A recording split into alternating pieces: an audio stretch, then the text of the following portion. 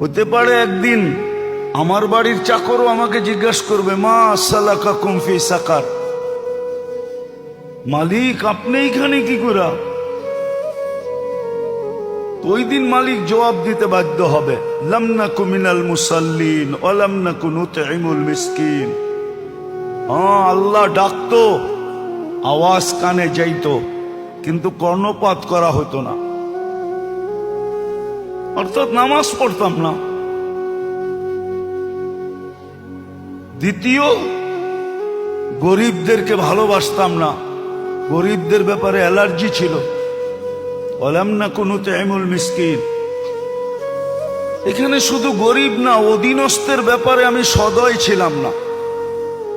এই জন্য আল্লাহ রসুলের সর্বশেষ চিৎকার ছিল দুটা, আসসালা ওয়া মা মালাকাত আইমানুকুম, অধীনস্থদের ব্যাপারে সতর্ক থাকো।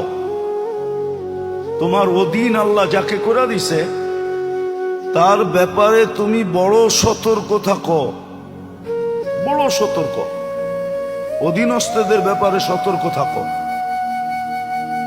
হতে পারে তোমার সতর্কতা তোমাকে জান্নাতে নিয়ে যাবে, আবার হতে পারে অসতর্কতার কারণে তোমার বাড়ির তোমার চাকর জিজ্ঞাসা করবে, মা সালাকাকুম ফি সাকার।